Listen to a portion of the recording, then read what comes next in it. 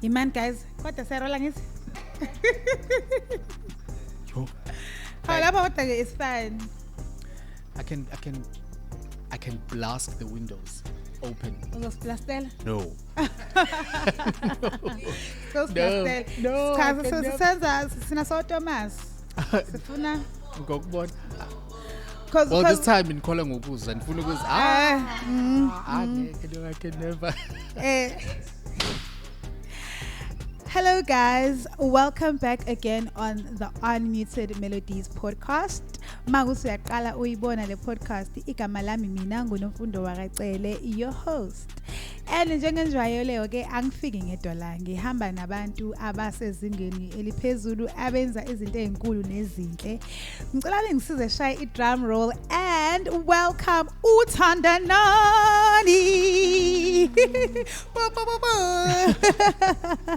Hi Thandanani njani? Hi Cleo, I'm good, thanks. How are you doing? I'm good. Manje phela uswena Cleo la ababa bangazi ngoCleo la ekhaya. Really? They know you as Nomfundo. Bazi nje kuNomfundo Wakacele. I know you as Cleo. Abantu abangaziyo. So njani Thandanani? I'm good. I'm great. I'm happy to be here. Nathi siyajabula ukuthi ula kule yellow couch. Yes. Yeah. And ngithi how Thandanani awusho ukuthi yabe lathi nje I'm there. So we are honored, we are happy to have you here. Likewise. And as umuntu nje engimazi enza into eziningi, I'm so curious to hear about Thandanani and all of the things that he does. But before we talk about Thandanani and his journey, umuntu oqala nje ukubona ongakwazi ngicela bandla uzazise, who is Thandanani Gasa? Okay. Myself. Okay, let me count myself. 3, 2, 1. Okay, go. Thandanani Gasa is a musician. Yes. You know, I'm tempted. I'm sorry. I'm tempted to define musician because there's you hear musician, artist, vocalist, singer, whatever. And so when I say I'm a musician personally, I mean that I am a maker of music, meaning I do several things within the space of music, yes. Which for me encompasses writing, directing, curating, if you will, singing, performing, and all those things. So I am a musician, a songwriter, a vocal coach, a choir conductor, a theater practitioner, director. I wear many hats, physically, metaphorically as well. As headless as you are. I know I'm not. Okay, no. I do have the hat, but it's fine. We're not wearing it today. So that's essentially me. But also I'm a Zulu speaking South African man who is very, very proud of his origins. I come from Emakhabeleni, which is a village. The closest town to that is Kranskop or Greytown, actually. Greytown. Yeah, Greytown, Maphumulo. Hold on, Maphumulo ne Greytown kwakhelene? Yes, it's like a region. Yeah, it's a region. I thought Maphumulo is lo moya lo wa ngakoStenga Mandeni, Greytown moya wango PMP. Yes, it is. It's somewhat I don't know if I would say it's somewhere in the middle.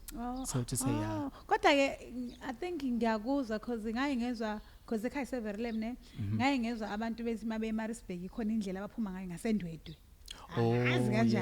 Yeah. Look, I'm terrible. I quit geography. I know the names of the places that I've been told that are close.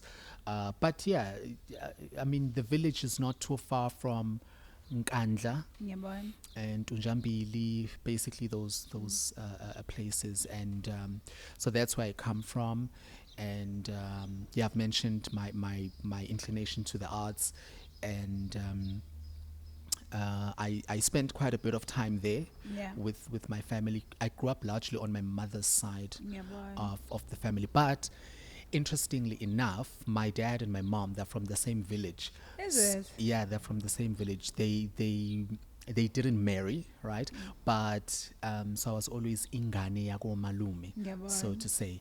But ekhaya kababa is just a walkable distance, so I would visit there from time to time. Yeah. Ugasa, mom or dad? Mom. Mom, yeah. Yes. Ubaba. Khanyile. Khanyile. There's a way that they well, not they, we like to call each other ongwane. Ngwane omkhulu. It's almost like Khanyile is ngwane. Yeah, Khanyile is ngwane, mabuqa. Okay, let me not go down that because I'm gonna get it wrong at some point. But yeah, ongwane. Yeah, so there's always that term ngwane omkhulu, you know. Nongwane omkhulu. But yeah, that's me for now in a nutshell. Yeah. Are you the only child? No, I'm not the only child. I have a younger sibling. Younger? Yes, a younger sibling. I'm the firstborn between so I have one sibling, my brother, a troublesome fella. Yeah, a troublesome fella. Interesting guy. There's just the two of us between our mom and dad. Yeah, he's like 3 years younger than me. Yeah.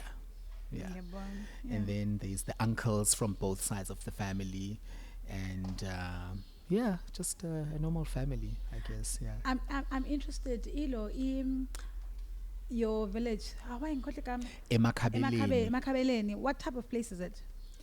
It's rural. Very rural. It's not a farm. Not a farm. It's not a farm, no. It's a very rural place. It's emakhaya nje. People live normal lives, so to say. I mean, electricity was quite a thing when it eventually came by. You know, even networks, cellular network. You know, so I've gosh, this means I'm old, right? Because now I've seen. You're curious. I'm old enough. Yeah. But I've seen these transitions of these things coming into the village. You know, these developments, so to say. I mean, it's dust road. You know, it's gravel road. No, asiqaqene kakhulu. It's actually not. It's not too bad. Yeah, the neighbor is a very neighborly neighbor. You know, they are right here. But there's a lot of space, obviously. You know, a lot of land. There's a big garden, lapayana. So yeah, it's a setup like that. So kulo setup enjalo, music ukufika kanjani? Ungena kanjani? So the music bit. From as far back as I can remember, it started when my mom came home with a few records. There was Ringo Madlingos, and I mean, he's one of my idols. Yeah. He is absolutely amazing. And, you know, he has one of those voices that just don't age. That's so true. He sounds like he is at his prime. But when you look at the longevity of his career, He's been around. You know, he's a legend at this point. So my mom came home with a Ringo Madlingo CD, loved it to bits. This guy writes beautiful music, sings amazingly, the background vocals, right? And then there was also Pastor Mtunzi Namba's Let It Rain album, which is where I heard Ntokozo Mbambo for the first time, and I didn't even know at the time that it was Ntokozo Mbambo. I think she was 15. You know, she was singing a song called Great Is Thy Faithfulness. It was my favorite song on the album, and I didn't know what it meant. I knew nothing in the I knew a few words in the English language, but I mean, would you say you know English if you know the? You know, I guess I know that. You know, so I mean, yeah. So there was that album which was beautiful. It also featured a lady called Margaret Mutsache. I think Margaret I think she used to have afro blonde. Yes, yes. Sometimes she do. Also, low PV idols at some point. Vocal coach. Yes. Vocal coach. Yes. One of my favorite vocalists of all time. With an I mean, that voice is just Anyway, so I think she was featured on that album as well. I don't know if Maduba was one of the soprano background singers. But anyway, they sounded so incredible. And so here was this man who is ministry driven. Yeah. And we used to say ekhaya, "Hey, uyathetha lo baba, but uthetha kamnandi." He's like, "Come on." And Oh, then the yes, vocals come in. He had that authority. So we used to Commanding. enjoy, yeah. So we used to enjoy that a lot, and I loved the music, but also his drive and passion for ministry. The message was always very clear. It's yeah. Christ driven. Yeah. It's scripture inspired. So I resonated with that. And then my mom again came home with the Joyous Celebration 3 CD, which is where now I heard. Let me tell you, Cleo. When I heard Joyous Celebration 3, I remember saying, how is it possible that Black Americans are singing Zulu so perfectly? That's how It sounded international. I mean, till this day, I promise you. And Yeah. that's when I heard Umamu and Dimseleko for the first time. I then heard Thabo Mdluli. Oh, yes. And I heard, I don't know if I heard Swazi Dlamini as well, just 3 or 4 years she was there at the time. And I was like, the sound just didn't make sense to me. It was so beautiful. And that's how I discovered harmony. Yeah. I learned that these people sound so solid. They sound so together, but there's different notes, and I didn't know at the time. I'm hearing the soprano. There's a higher pitch, then there's a middle pitch, then there's the more darker. Those are the tenors. So I fell in love instantly, and I've been a fan ever since. But that's listening to those 3 records, from what I can recall, they really introduced me to myself in terms of artistry and music. And so that's how I then looked within me to say, my voice can actually do these things. And I started singing as well, and then went on to move to Johannesburg. And Moved to Johannesburg in your childhood or at later stage? In my childhood. Yeah, in my childhood. I think I was 10 years old. Moved to Johannesburg. And I wanted to move to Johannesburg for a number of reasons. And I think one of the reasons definitely was the music. Because in the village, it was just, I don't know. You know when you are going to be a rebel. Sometimes it shows. Kuvele ebuncane. Rebel ihlangandlebe. Yes? No. No, I mean, Ihlangandlebe has more negative connotations. But a rebel sometimes is just someone who goes, like someone who can go the opposite direction. Ivukela mbuso. Okay, yeah, we can put it that way. So, I mean, in the village, there wasn't a lot going on. If you were a boy child, you had to like soccer. And I didn't like soccer. I didn't like it. Maybe part of the reason why, I realized this in my adult life, that part of the reason why I didn't really like soccer is because it is tied to some level of bullying in my childhood experience. I didn't know the term, but I could now I would say there were always hints of toxic masculinity. I don't know if I should be using that word. Maybe it's politically incorrect. I don't know. If it fits, it fits. It fits, right? I hear it a lot. So there were always traits of just toxic masculine stuff going on there, and I couldn't quite fit into that. And also, when the way that soccer was such a norm, it was bizarre if then now you're a boy child and you don't like it or you don't play it. There was then terms and names would get thrown at you to say, then you must be this or you must be that. There's something strange with you. So I wanted to move to Johannesburg because I did feel that Johannesburg has more for me, And also I was just tired of these cousins who would upstage me, and they would come home during the holidays, and they would speak English fluently because they were in these Model C schools. bese kuthiwa ake nisikhulumele isingisi bakhuluma isingisi bese kuthiwa thandanani bathini buka awusazi isingisi Wangikhumbuza khona I don't know if a video or into trend kuthiwa cabanga iphela la ekhaya kuthiwa sizodla ngesingisi umalume usalokho ethena nje da. Sanje mawufuna ukudla phuma negama lesingisi umalume usalokho ethena nje da. Umalume ngeke azadle nkosi yami. So yeah, that was definitely a thing that really got to me because I was like, I want to be that child as well. Not so much as an attention seeking thing, but just I felt like, it was a hindrance, to exposing my intellectual capacities. So I eventually, my parents allowed it then, so I then moved out. I think I was 9 or 10 years old, somewhere there.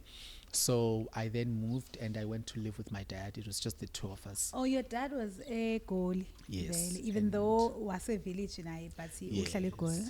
He was working there. So I went and I stayed with him and did grade 4 again so that I could get a grasp of the language. And most again repeated grade 4. Yes. Repeated grade 4. Yes, not because of failure or anything like that. No, I was a straight A student, yes, but because of the language, I had to adapt to English being the medium of instruction. At some point in the class in grade 4, I had a friend called Hutatso, and she would tell me what Miss Vieira was saying. Guys, you guys have such good memories. I hear people who say, guys, grade 11,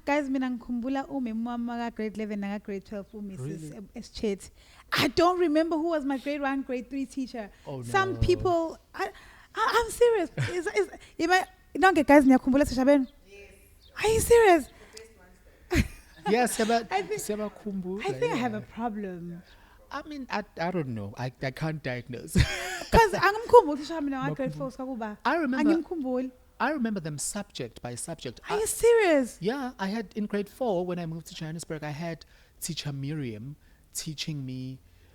She was called Teacher Miriam. She used to teach us natural sciences and all the other sciences, social sciences. I had Miss Vieira teaching us English and Afrikaans. Oh, that was another thing. When I got to Johannesburg, I then was introduced to Afrikaans. Hey, it's Afrikaans. Listen, I'm still trying to learn English so that I understand what's happening here. So now, 80 van onze hemel. 80 van onze hemel. Goeie genade. So, so there was that as well. I remember my teachers. There was Miss Matlala, who later on got married and became Mrs. Tladi. She used to teach us mathematics, and she was so great. I loved her to bits. So that was grade 4. If I'm forgetting someone, then yeah. But I remember my teachers. Yeah. No, my teachers were amazing. Yeah. This sounds like a very different dynamic for you. Usuya emakhaya and emakhaya hle ikole hlezi zincanyana ne nothisha bengikho baningi manje usuna labo thisha baningi yonke into nje isi way different. Yeah, it was quite an adjustment, and I was quite a shy child. Is it? Yeah, and I wouldn't say I'm extroverted now.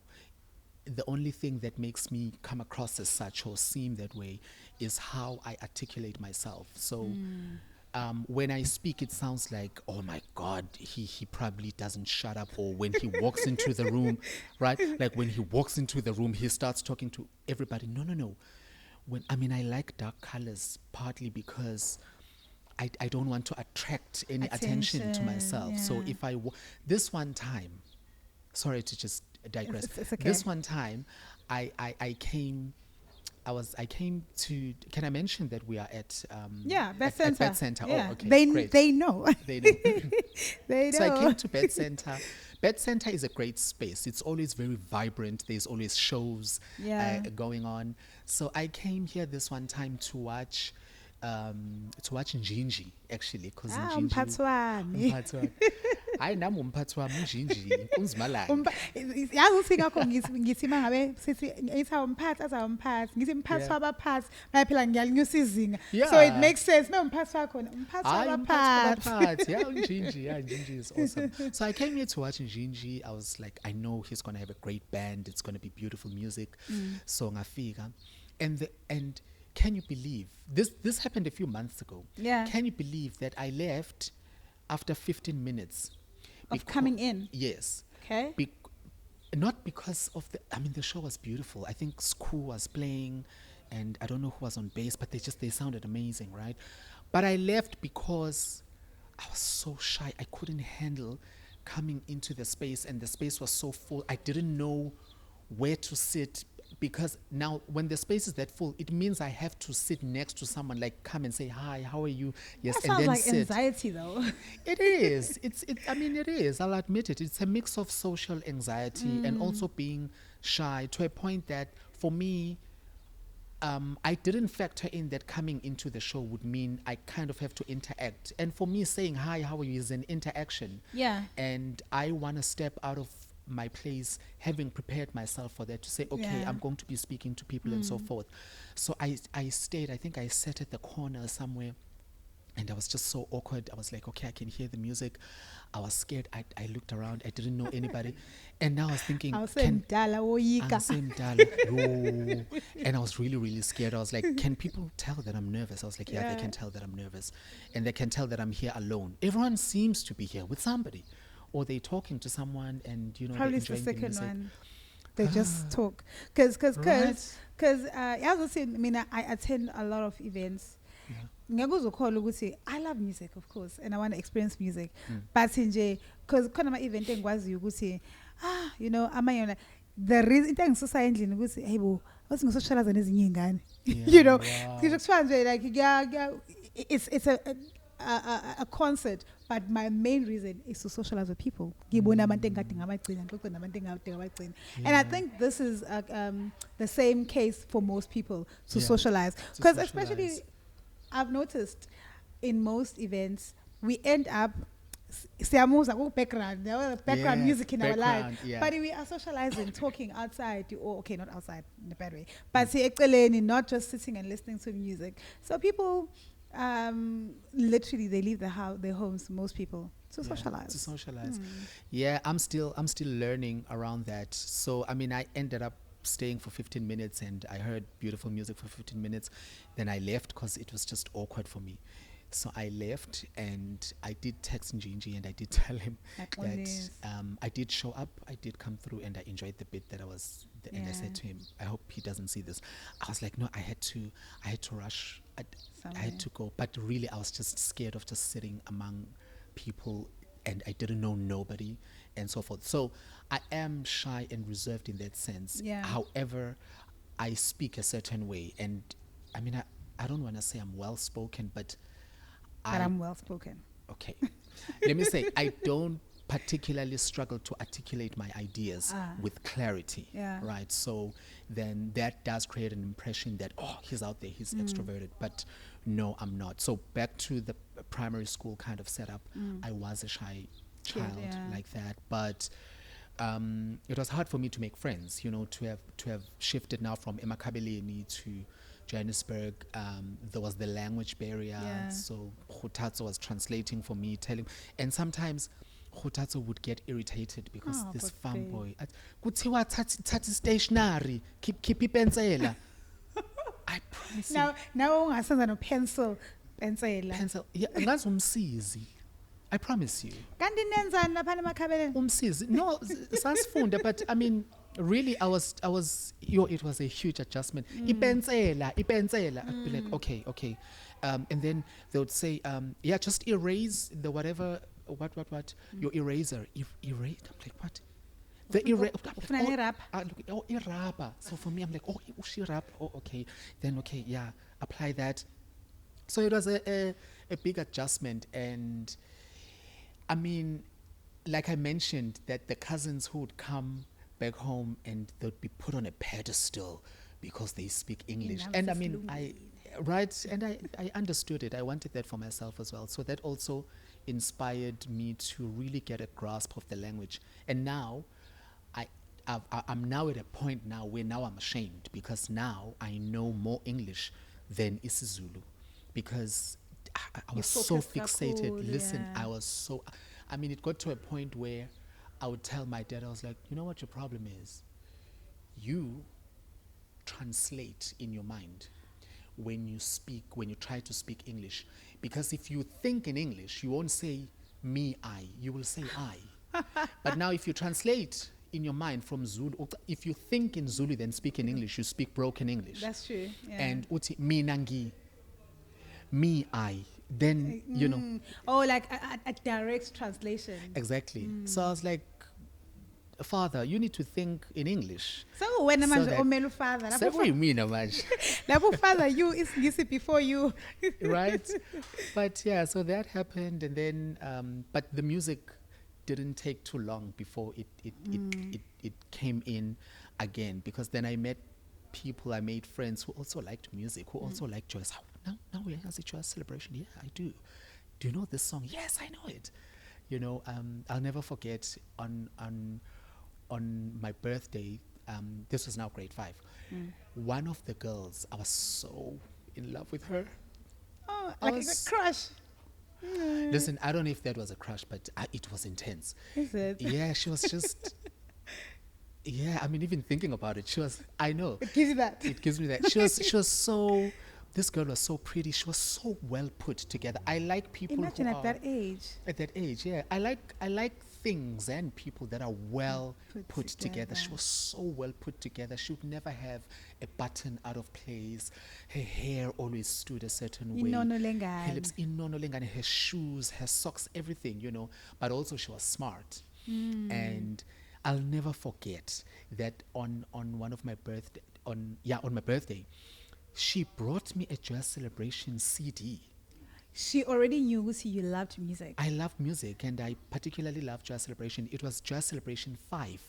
Oh, so I'll sweet of never her at that time. At that time. And I must say, Ibiza, guys, for us. Like, Yeah, 150, uyingane. Yeah, they were a big deal. I mean, she brought me that CD. And so, I mean, I had listened to Joyous Celebration 3, Joyous Celebration 4, and then she brought me Joyous Celebration 5. And yeah, I think it was Joyous Celebration 5, yeah. And I think I was even more smitten after that. Like, I was gone. I was a goner. But yeah, so the music was very prevalent even when I was in Johannesburg, such that we even started a group. A singing group. A singing group. That's nice. Yeah. So what you guys were singing? Like, we were largely singing gospel. I think we were just singing gospel because that's what we knew. Yes. Joyous Celebration, you know, Bishop Benjamin Dube. That's essentially what we knew. So we were singing gospel, and there were 6 of us. We were called Joy Kids. Joy Kids. Joy Kids, yeah. Agnes. Was that influenced by Joyous Celebration? Maybe. I don't know. Do you know, now that you mention it, Joyous Kids, Joy Kids, I don't know.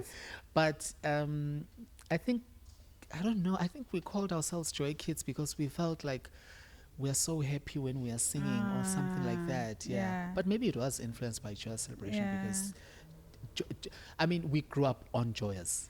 We literally grew up on Joyous. As I would say, I'm sure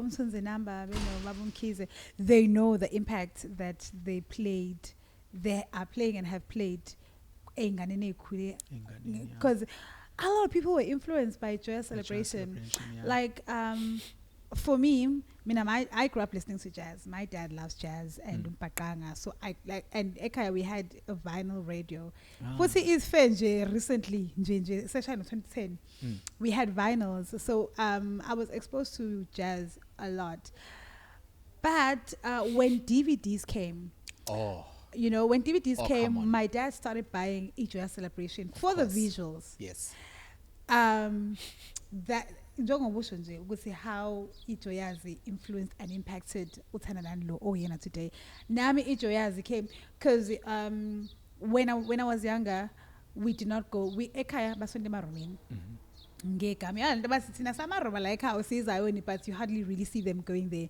So before before ngisi 10 ekhaya besiya okay because emaromeni beseduzane vele besiya here and there but bengasiyona into ethile, so I was not exposed to gospel up until in my early teenage years when sekala sekhona iJoyous ke ama-DVD and stuff like that. So that was a new world for me. You know, sengikwazi ubuka like sing a choir, hearing harmonies, sing a band, sing a live. Because I was listening to vinyls all my life.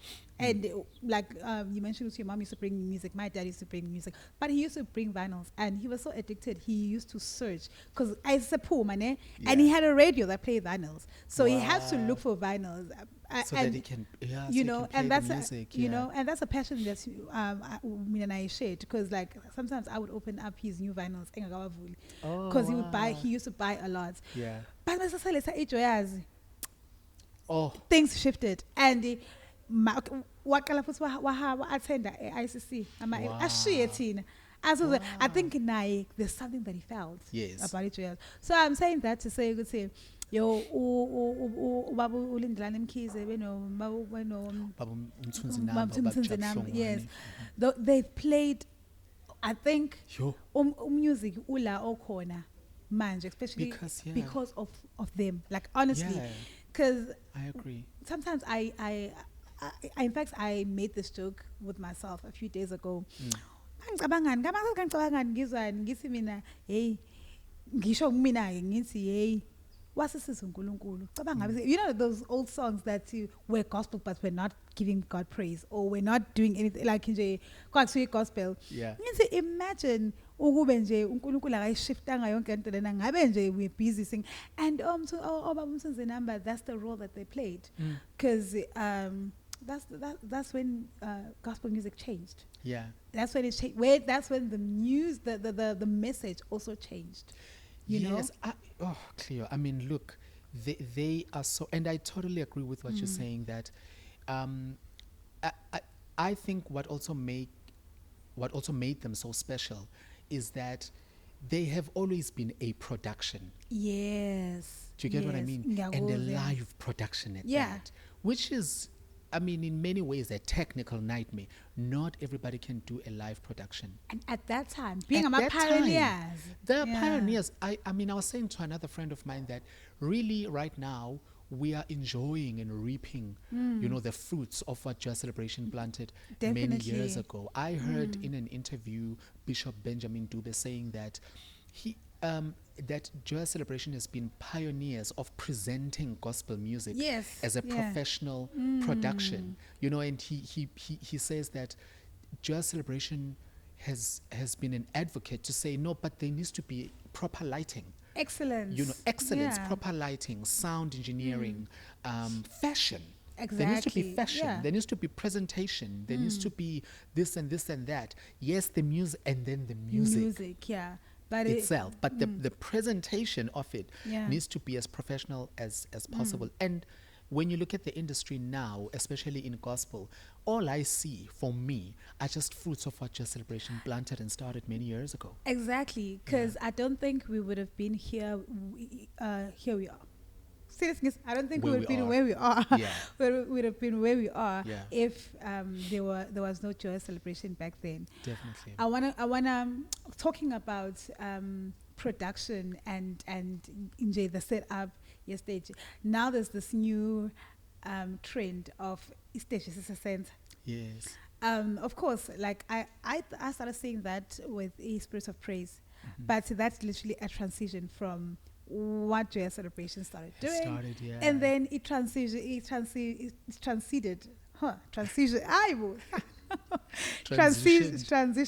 Transitioned till this very point. So Mange says Bona, but they've played a big role in our music industry, a big role, and they've produced a lot of amazing artists. You know, a lot of amazing artists. Exactly. I mean, there is no artist that has gone through Joyous Celebration that I don't know, whether they are still active in the industry or not, but I know of them. I used to follow them. I used to follow them, and now with social media, you know, I mean, back then, before social media, there was I'd say there was more mystery because you'd see, who is this? There's a new face. We don't know who they are. Then we check the DVDs.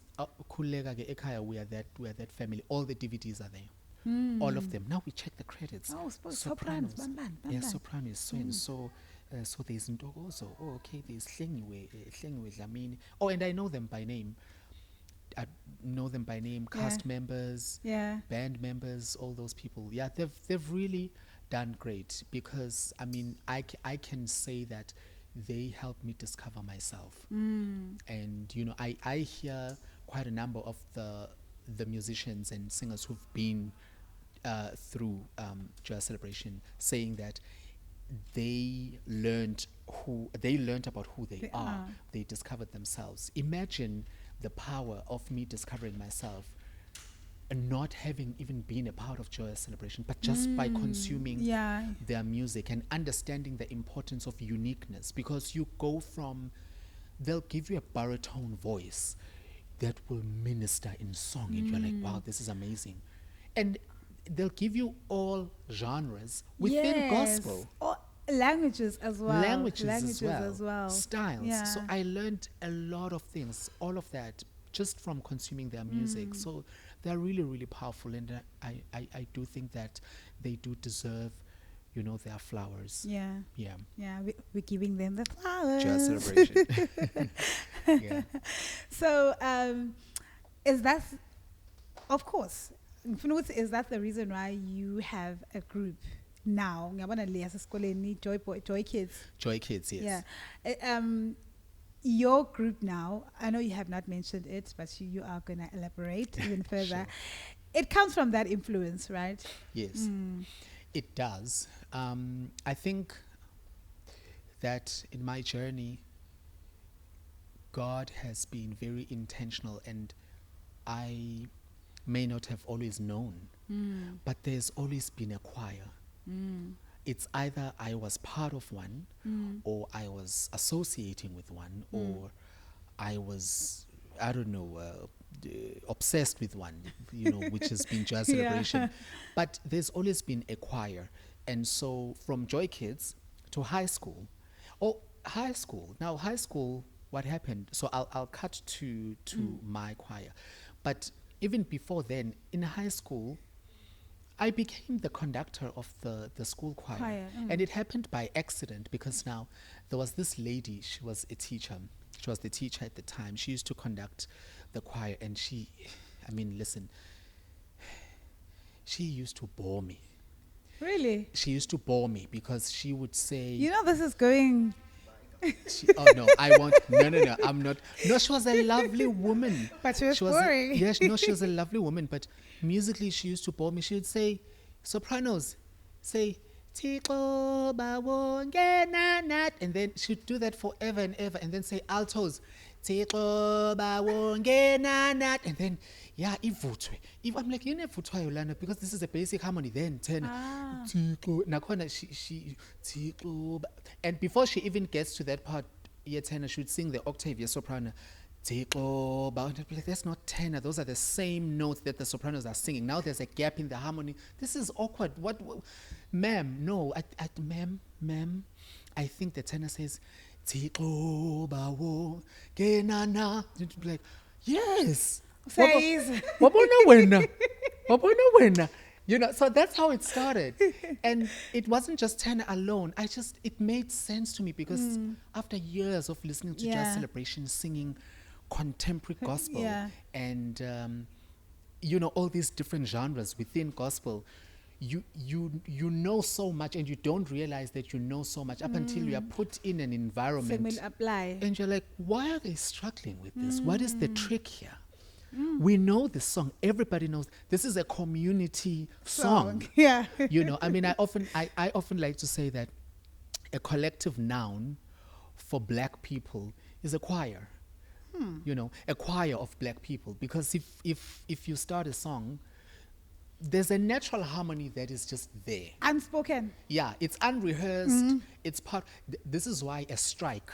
You know, when there's a strike, you know, I've heard Trevor Noah speaking about this, to say that you know, in the South African context, it's the vibe, it's the Yeah. music. You go there. We are there for the vibes. You know, Yeah. there and so forth. So in high school that happened, and then I ended up, you know. Sorry, Sikhathi, problem. Sikhathi, ngifuna ukusho lento leyo ukuthi, that's why mina it took me a long time to accept a black person ukuthi akwazi ukucula. I always feel like akwazi ukucula. A black person it's a person mina we grew up singing though. We grew up singing. Emncwabeni nje uyazi kube ngathi nje kureziwe akurezwanga. Because black people black person thing ukucula. So it's a culture thing as well, you know. So yeah, so that's how I then became the conductor. And there was this one particular moment now in the choir in high school where I was late for the rehearsal. Because I think I had to. The rehearsals used to be at break time, which I thought was pathetic. Because what are you going to do 15, in 20 minutes? 30 minutes? What are you going to do? And so in my mind, I was like, first, we need to coach these voices on how to sing. Yes, they can learn melodies and stuff, but the application, the technique, the vocal application, you know, needs to be paid attention to. So the whole thing used to irritate me. Oh, my really. geez. And I guess those were some of the signs of which I'm going to have to go into this. So there was this one time I was late for the rehearsal, and I think I came in 15 minutes into it, and they already thought that I was absent for the day. And then I walked in, oh my goodness. Bajabule? Haibo. And I didn't understand what was happening. They clapped. Man. Listen, we are struggling. Clapped. They started celebrating. They were clapping. They were like, whoa, wow. And I looked. Like, what is happening? Right? And they're like, no, we are so happy that you are here because, we're happy. Even the teacher was happy. So I was like, okay. I should now realize. But anyway, I got into that rehearsal and then I just did what I always do, sang tenor and all of that. And then a friend of mine came to me after the rehearsal. After the rehearsal started when you came in. Because all the tenors didn't know what the hell they were supposed to do. The teacher didn't know what. I'm like, but guys, this is a church song. So I was so frustrated. What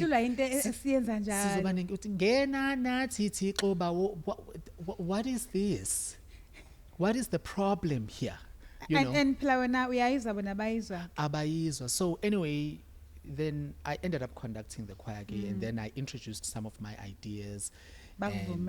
Yeah, Bangvumela. And the teacher, I think she left the school, and then there was another teacher who then called me and said, Thandanani, I want to start a choir. I want you to think it. So they called in the students, they came through, and then I started conducting them. Yeah. And then we did that, and we even started going to competitions. But really? Yeah. I mean, it wasn't that great a thing because I was more into debate and public speaking. I was a superstar there. Actually, more than I was in terms of music, choir. Yeah. So there was a group again in high school. That you joined? That we started. No, we started. You started, yeah, with friends. It was called Divine Fusion. Hi, guys. Divine Fusion. I don't guess. Divine Fusion. Groups, Divine Fusion. I still speak to my friends from there. They are musicians. They are still musicians. Really? They're doing really, really good. Is it? Yeah, they produce excellent music. Ubongani Mpanza, he's known as SPM Tactics. Okay. And there is Usalfer, Usbusiso Ndlovu.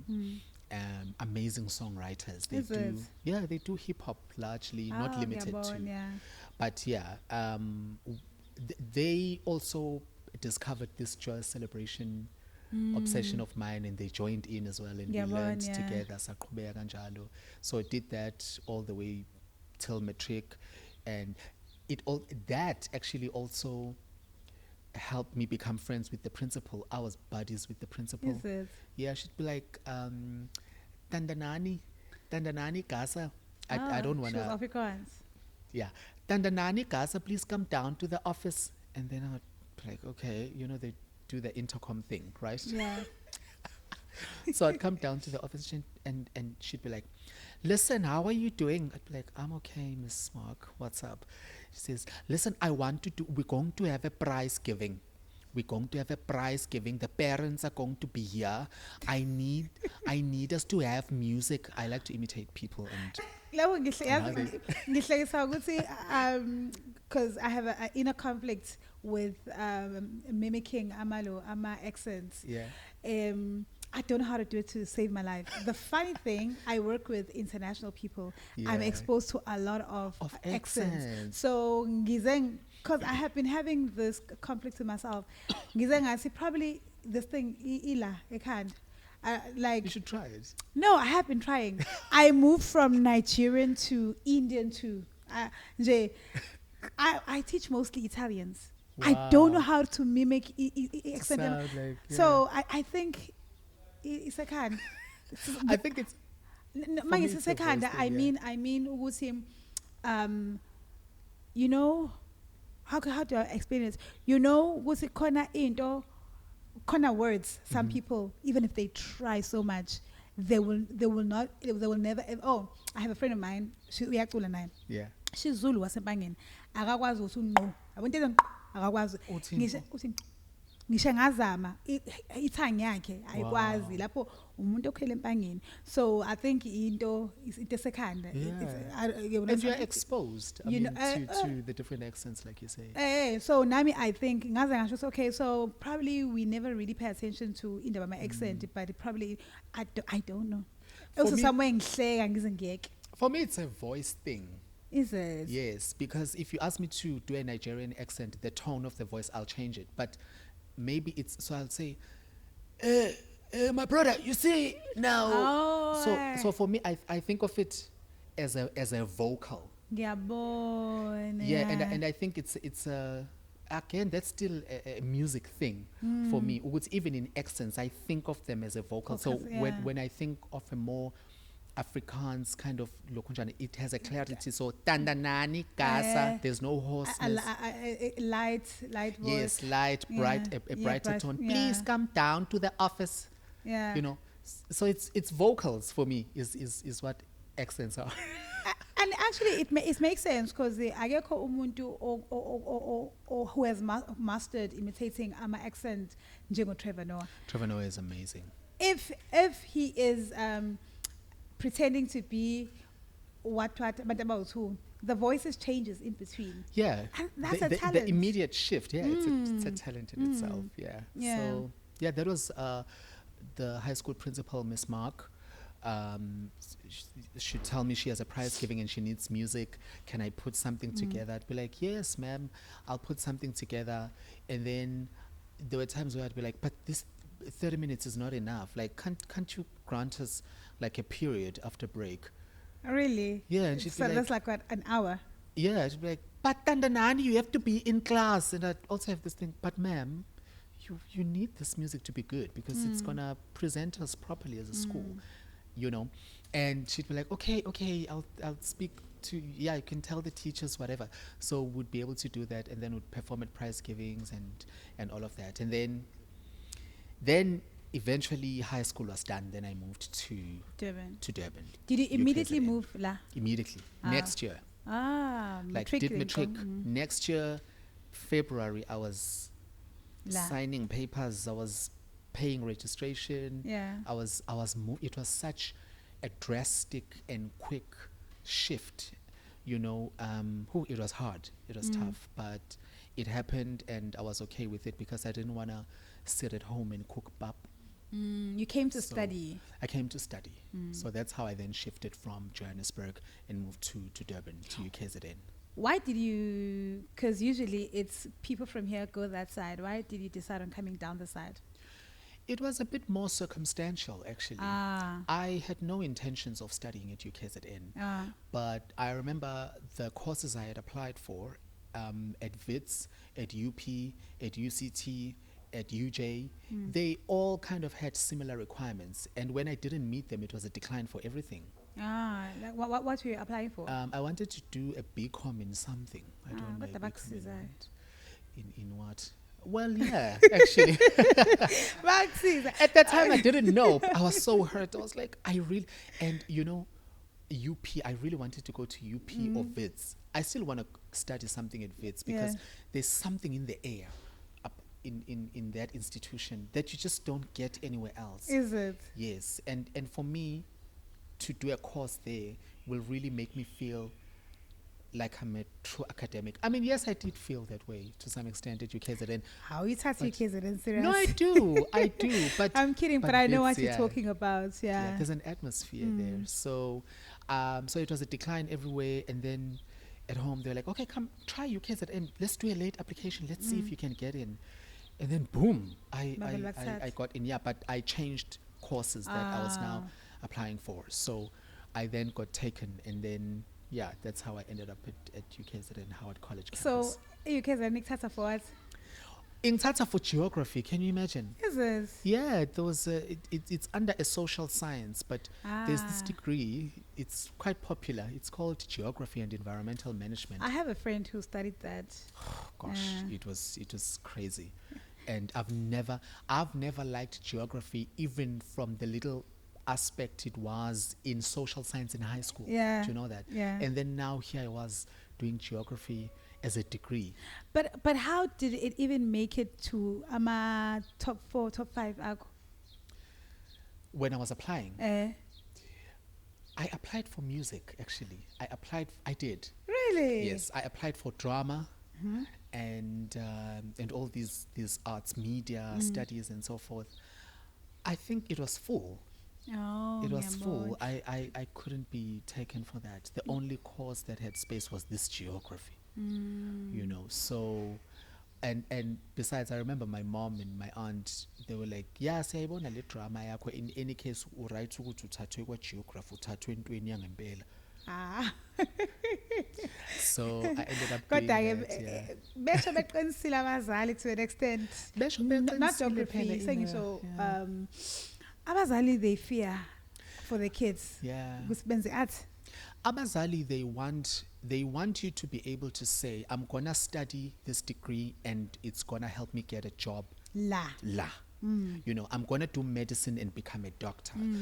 The moment you say I'm going to do drama and become, it's because it's not guaranteed. I'm not saying it is in other professions, but Yeah, you yeah. can study drama. You're not necessarily the next Humotso Christopher. Yeah, it's a very small niche. Yeah, it's small, and so people make it, yes, but when you look at the pool that they come from in terms of hopefuls and people that were studying this and all of that, Yeah. it's A lot a of very people small don't group. make it. Yeah, a lot of people don't make it. They have to settle for other things. So when you say to parents that I want to study drama or I want to study music and I'm going to major in jazz, and I mean, are you the next? Do you get it? Yeah. Are you the next? And the odds are very slim. The odds are very slim. But if you study something, Teaching, for example. or for nursing, example, yeah. you know, then the belief and the reality suggests that there's a higher chance that you're Yeah. going to have stability, you're going to have a stable job, a stable life, a stable salary. Because again, that's the other issue with these other spaces of work, like the creative arts, the inconsistency of Oh, yes. of the money, you know, depending on what it is you're doing within the arts, because it's a very broad space. Yeah. But there's that uncertainty. Okay, you're gonna be a pop vocalist. Then Yeah. where are you gonna? You know, they said like uzosebenzaphi, Uzosebenzaphi, and that's the hey. first question. Uzosebenzaphi? And ngiyakwazi futhi uyichazeke. Yeah. Ayichazeki ukuthi hayi cha phela. Ngizogika, uzogiga, and then uzogika. what happens when you're You know, not gigging? Yeah. Yazi ukuthi mina I don't know if I mentioned, but I studied fashion design before I started music. So cuz my wow. dad wayeme ngonyawo lokuthi funda into engeke izidinga ukuthi uqashwe ozokwazi ukuthi uyivule wena ibhizinisi Ibhizinisi. usebenze. So when I started fashion, it was not my first choice, right? Okay. When I decided to do music, it was easier for him because if that failed, I can you have always start a something. business. So like, and the crazy, I'm just thinking about it now, not to talk about my dad, but I'm talking about my dad. It's okay. The funny thing, the funny thing is, with him, there's three of us. My dad did not give us the same advice. Because we were raised by him alone as a single parent. So I think because he is a very involved parent, he pays attention. So I think it was where Mugama carries his age. So for me, that's what he said. Ukuthi angafundi into ezodinga ukuthi ngiqashwe. And my dad knew me very well because I hate waking up in the morning. I hate it. And it's okay, I've never tried to office. No. And because that's what he said, funda into engizi ikforce ukuthi uqashwe into ozokwazi ukuthi uyisebenze wena. And I did that, and then like, okay, let me go do music, which is also still in the same realm. But of course, if I said I wanted music without fashion, you know. And then for my sister, he told my brother my brother, he's older than me, he should look into policing. My brother went and studied IT. Wahamba useyiphoyisa kodwa. Wow. So you listen, told my sister aplayela ilo. What's ungenzile uhamba in teaching? My sister is in South Korea being as a teacher. Wow. Listen, like we always talk about it, this is so crazy. Like he did not give us advice efanayo. He I think he just knew ukuthi wena kanje. And sonke siyayibuka ukuthi hayibo, like babexabana with my sister because my sister uyini egcineni. Hamba wenze teaching. Hayi baba mina ngifuna. She's a teacher. That's amazing. You know, I figure I pay you kids and niyambaxilo wenza English, and that's the English emise lapha. And we always laugh about it. How is she feeling about it? Is she? I bet her she's passion. excelling. It's her passion. What? So the father knew best. It was so crazy. Like his advice was just tell it to individuals, and that's exactly what we did. And of course, one of the two of them. I looking debater, and I did have an interest in fashion because I used to do it, and I used to make my own clothes. Oh, wow. So it was easy because he did not suggest a line. He suggested a method, which is something that does not need to crash. And I'm like, fashion design, and I did you that. Could have your own business. So when I went to him and I said, I'm thinking of doing music because he also loves music and he believes in me as a musician. He does. So he's like, then that's fine, go do it. And I went and I did that. So that's some advanced parenting right there. Yeah, I like that because sometimes ikona lento yokuthi no funda, just like a blanket approach.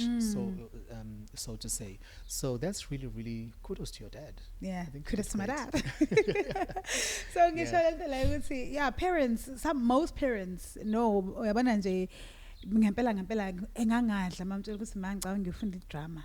Mntanami, after ngisebenza ngakho ayofunda drama. Ufuna drama. Because especially, and I think it's gonna get even worse for each generation yamanje because we've had so sekuyaziwa ukuthi ama actors and musicians awana mali. They die poor. You know?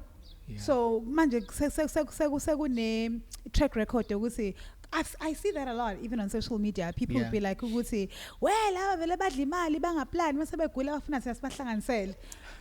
Like now, so imagine a child who's mom I wanna go there. Yeah, it's so heartbreaking because I also see that online quite a bit. Now you see someone looking so like I don't know whether to say down and out, like a dream. First and then they now need donations. It's heartbreaking. I never take a position of judgment when I look at those people. And I mean, the narratives are so many. You know how social media is. Yeah. Why don't you plan? Why don't you? Oh, no. Well, it's not as straightforward as it sounds. You must save. You need something to save. You know, sometimes there's that. You need something to save. Yeah. Another thing with the entertainment industry, not just music, not just acting, even I can add modeling. There's also a lifespan to this thing where you are at your peak at this age. Yes. And then after that, or fresher than you or more talented than you. They start getting more gigs and you're getting less and less. Yeah. So it's also that type of industry because it's not industry because we we spoke about this. I don't know off record or ikhona la. Lento lena yokuthi baningi abantu who are pursuing this thing. Oh, we actually spoke about it a few minutes ago. Yeah. Baningi aba study and whatever. But incane kakhulu percent yabantu abeqela ngale. Yabo. So even for that to happen, kumele kube khona abasuswayo, you know. Kuze kuzongena abanye. So it's that type of industry ukuthi asikwazi sonke kuba famous at the same time. Asikwazi sonke kuba ku demand at the same time. There's seasons. You know. Yeah. So ngicabanga lento lena when I started to study music, I was asking myself ukuthi because I used to get a lot of backing gigs at that time. Oh wow. And I was so excited, you know. But ngayibuza ukuthi I just came like Tegwini okay, well I say Verlempa, Tegwini I mean la etropin, yabo. I just came and masapate vele khona. Why manje like me and my crew are like the people who are getting umsebenzi. And then kwangifela ngakudala ukuthi no, this industry is like that. Uyahamba uhambe kuphume kuzabanye abasha, they come with something more different than what you are offering. True. So unfortunately you do get phased out. Oh. Well, most of my gigs got to sell out 20, 15, 10, I sell 3, isi yodwa ayiseko. You know, and and that's one thing that the community don't understand. But when the defending people, so I Spambani works very hard. Hard. It's not about working hard. You know, it's about is it your peak or not. Yeah. And I once had this conversation with someone who said, when you are at your peak, do your best so that kona abantu abahlezi now. You know, I've heard this, and I see a lot of abantu like who have been following this person since Mina because this person at his time he made sure he establishes himself, people understand and resonate with his music. So that's also another thing, not being able to distinguish ourselves from the rest. You know, so yeah. I mean, look, it's a crazy space, and I like what you're saying, Omauti. You need to do your best, especially. Well, this is the tricky part. I don't know if people are able to identify that they're at their peak. Oh yes. That part is That's tricky true. because when you are at your peak, there is a sense of that this is now going to be the forever. Ooh, for me. A mistake we made. Yeah, and then you discover that no, it's not going to be the forever. It's like the Jesus on a donkey moment. Someone made that analogy to us. My friend and I, sister Apendula, we like to speak about this to say that the Jesus on a donkey moment is so crucial that we need to pray for its awareness because because if you don't realize that right now Jesus is on this donkey, now when the donkey comes back without Jesus and there's no red carpet, there's no applause, that means that moment when the donkey is carrying Jesus, they need to do everything that they can. That's their moment. That's literally their moment. And if they miss it and they come back, because let's be honest, Cleo, how many musicians in the industry do we know of that have been trying to come back for years? They are just trying to come back. Coming back is like you've never existed. Like I see a person, Simtandai, Uzola 7. I'm just shocked at how struggling he is to come back. Like he's trying, we're supporting him, but I mean, not like he's really trying, but it's so but you would think it was for a person who has had such an influence when he said I'm coming back, everybody would be like, oh, so no. But also you see that I'm really scared of that when it comes to our industry. And I think in the South African context, the industry is not yet advanced to a point where you can just take a break. No, you can't. We're not. You can't. You can't. I feel that in our industry, if you take a break, particularly in South Africa, you are gone, and then you That's spend the rest true. of your life trying to Yeah. come back. There's only been one, and I think I'm not sure what the exact statistics are, but it's in the 90% figures. Yeah. There's the failure rate of comebacks when That's it comes true. to artists and groups. And in South Africa, there's Even only groups one. as well. Groups, especially groups, actually. In South Africa, there's only one Which group is? that I know of. And their success story is one for the books. And I think they'll probably be the only ones who can be that great Yeah. after a comeback in our lifetime. Now I'm It's curious. Mafikizolo. Mafikizolo. It's Mafikizolo. I don't think that there's ever going to be another group in our lifetime That's- that will take a break and, And then come back so yeah, powerful. You know, because And come back so powerful. ngiyayibona nephumshaka ukuthi oh unzima la. Yeah, I mean, yeah, it's Mafikizolo for me. Iphumshaka ibuyile. Is Hayi it? bo, This guys, is hayi news to bo. me, really. Well, Guys, I need to see that's what we mean. Iphumshaka These ibuyile comebacks- and khona uThembi and this other guy and I think a new guy.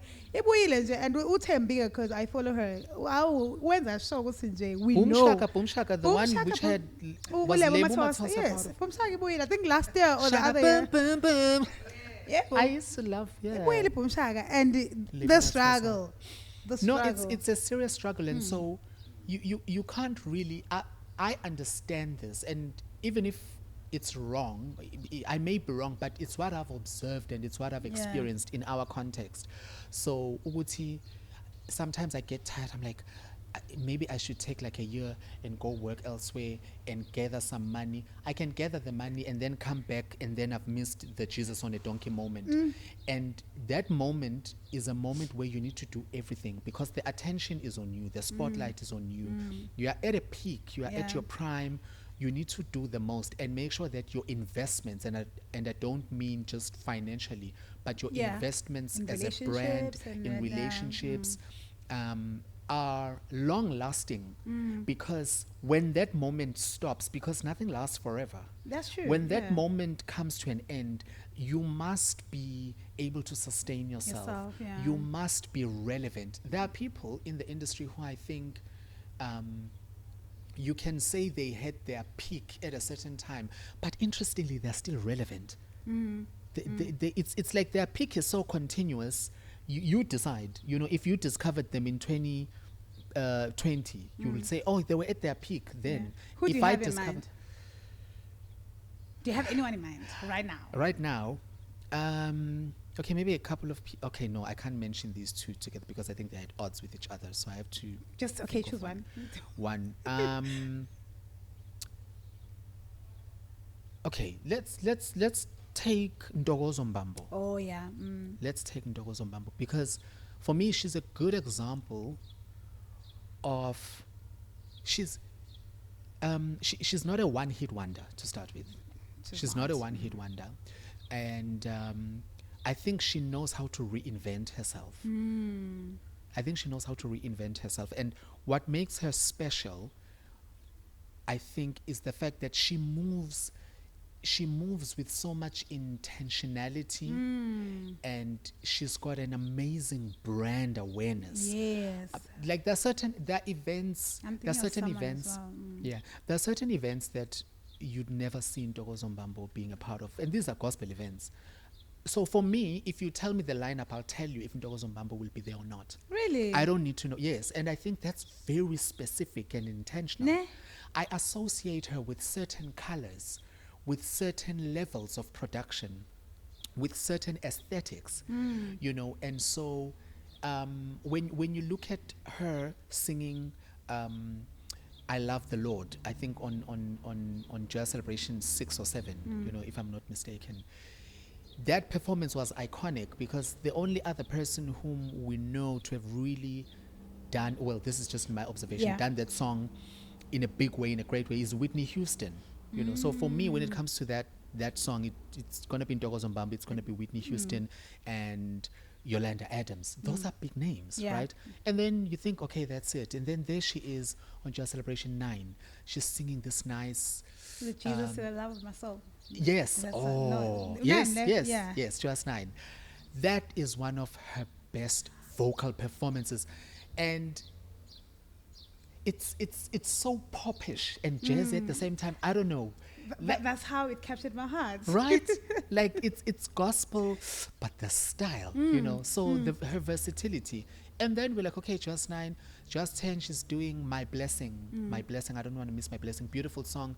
Just Celebration 11, she's doing In the Shadow, and it becomes so big, yeah. right? And after that, now she's on her solo career. Then she does Inxaniwe. I think it was the Field album. Inxaniwe, Lomhleng, Ungubani. These are big songs. These are great songs. And but as she goes on this journey, she's evolving. I mean, I'm studying her voice as well. Is it? Yeah, I study her voice all the time and how she gradually became a dramatic soprano. You know, how when she started off, she was more of a lyric soprano. You know, What's the difference? the difference is the weight of the voice. So the lyric soprano is more lighter and brighter. You know, so when she was younger, she was lighter and brighter and, you know, very, very agile as well. I think she's still agile to a great extent, but now that she's more of a dramatic soprano. So a dramatic soprano is a more darker voice, meaning it's thicker, it's heavier, you know. So she's still a soprano nonetheless, but her high notes are so full and rich, you know. So yeah, so essentially that's her evolvement. But also she is so relevant. I mean, after doing live recordings for so many years, she then went and did this lavish worship album, and she went to studio. She went to studio, and then after that, she then went on to launch the album by doing live performances in Durban and in Johannesburg, and then they created visuals around that. But these are visuals which were now created for a studio album, and for me, it's her Really, audacity. I did not know that. Yeah, there's the studio album. Magabongwe is... You know Magabongwe, the big song. I was actually there when she was launching When she was Lapana launching. Etoelo, which is a stone. Yes, I was so saddened I had to miss that launch. Yeah. But it's a studio song. There's the studio version of the song because it's part of her lavish worship album. So I was like, my goodness, this woman, her audacity to do that, because now it's hard to imagine her in studio, but you know, she was able to do that and then integrate live visuals into the whole thing, and it became so beautiful. And recently she had a show again. She always comes up with something fresh, something brand new, but also something that has substance. You can see that she's not doing it to be relevant. Yes. She just is relevant. Yeah. Because of her ideas. Her ideas are cutting edge. The quality of her work. The team around her is clearly a team that knows how to execute what she wants to achieve. So she's a great example of longevity, of relevance. So if you discovered her 10 years ago, you would have said she's at her peak. If you discovered her She's 5 always years at ago, her peak. she's at her peak. If you discovered her recently, she's at her peak. And I think it now speaks to, so it now speaks to longevity, to say that you can achieve a peak that has so much substance that it just remains there and it becomes your norm. But I don't think it's very few people that can achieve that. I said, from what you were explaining, not gospel and not local. Beyonce. Listen, I study that woman as well. Of course. You know, of course. Because I always have conversations with other people who say, okay, I don't really listen to Beyonce's music, but I love her as a businesswoman. Yes. I like Beautiful. the way she has branded herself. And I always say this, the very same thing that we are talking about. It's very difficult for a lot of artists to be relevant in all seasons. Yes.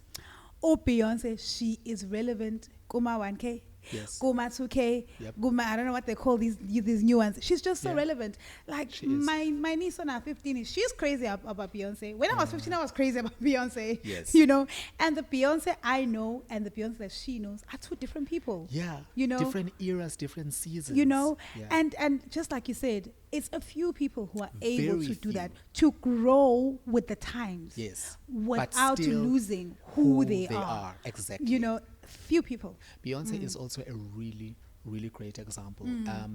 I like to say I study her as well because she, when someone achieves excellence that is so compelling, it's like whether you like her or not, you cannot deny. I'm telling you, exactly. You can't deny. So, I mean, that's why I laugh at conversations like she can't sing. No, objectively, you are wrong if you say Beyonce can't sing. Are there people who say that she can't sing? Yes, objectively, and I'm not even intentionally, like, you are wrong. Whether it's an opinion or it's a fact, you think you can prove, you are wrong. You think you can prove? No. It's. I mean, we can definitely prove Uguti she can sing. She's so talented. But I think what seemingly, from what I've observed, what irks some people is her level of achievement is just unimaginable. Oh, so kahle kubantu it's not balancing. It doesn't balance. Her talent and her achievements. Her talent, her achievements, but if you pay attention to the talent, for me, the achievements are fitting. The work ethic, I think it's for me, her work ethic is the first one. Yeah, I mean, look, her work ethic is so amazing. I think it's exemplary. It's admirable for so many of us. And the other thing which I think makes her special for me is that she's a black woman. Oh, yes, definitely. She's a black woman. And I think her level of success versus who she is, I think I don't know if we've ever had a black woman who will achieve a level of success that maybe we would reserve for a white man. I'd go that far, actually. Yeah. Apparently, a few years back, khona abantu who used to argue with Beyonce, she's black, she's white. So these are people who abamuzwa ngokumuzwa a few years back. Yeah. And also of course her complexion and her hair. Her complexion, her body even. People were like abelungu bengafuni to accept that she's black. Would you believe it if I told you that I had a friend at some point, a white friend, who had we are no longer friends, by the way. Let me just put that out there. Conversation. No, he had a big issue with Beyonce, and he had a big issue with Beyonce, and it wasn't just a thing of music or his taste and what he thinks is great and so forth. And eventually we got to the bottom of race. Oh, race was the bottom, Yeah, we got to the race issue, and he was saying, well, so we would argue, right? And he would say, yeah, but so and so is greater than Beyonce, and they don't even have to be naked, or they don't have to present themselves with so much sexual blah blah blah blah blah. I was like, well, when I do watch Beyonce, okay, it's great, but I listen to her a lot, and she is more than enough as a vocalist and as a music writer, music creator. So for me, it's way more than how she presents herself physically or visually. And he'd be like, no, but she's all about being naked and so forth, blah blah blah blah blah. And then he went and did research and found that, I don't know, her mom has got an interracial history kind of vibe and so forth. And then I think what hit him was the statistics and the magnitude of her brand and how successful and how highly revered she is by other artists. He started to bring out the fact that, well, she has some white. The excellence, Lena, is inspired by the white DNA. By the white, And then I said to him, yeah, okay, I hear you, but she identifies as a black woman. She is cultured as a black woman. She's proud of it. She wears it, and she does all of us so proud with how great she is in her craft and what she's achieving. And you know what he said? His closing statement, when he couldn't argue beyond that, he was like, "Well, you can keep her then."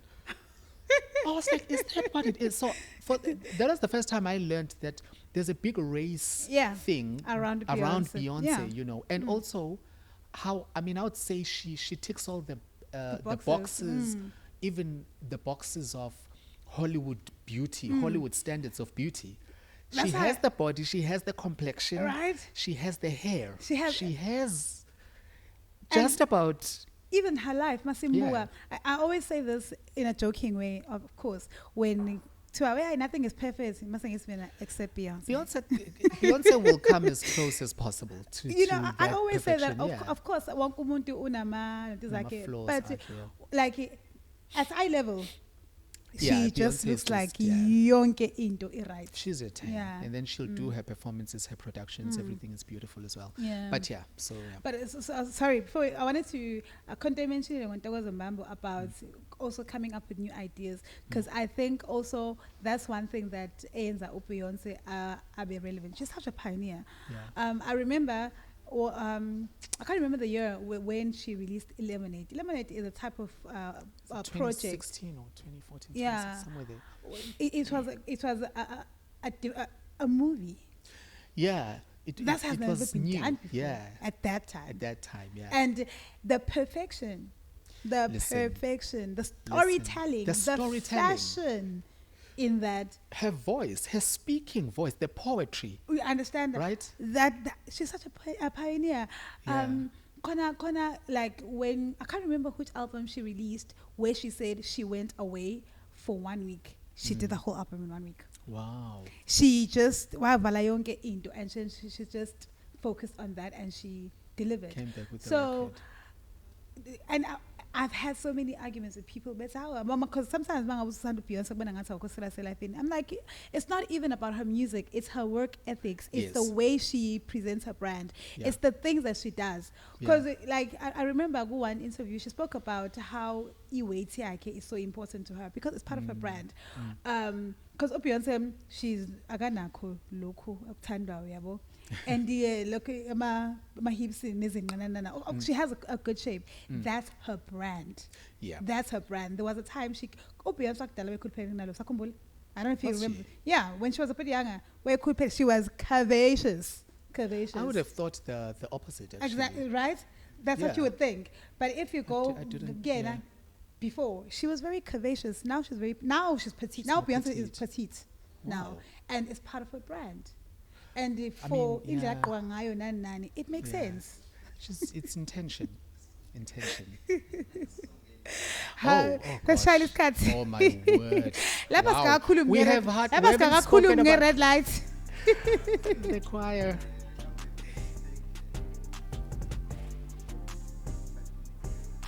Break. Okay. And resume. Oh, okay.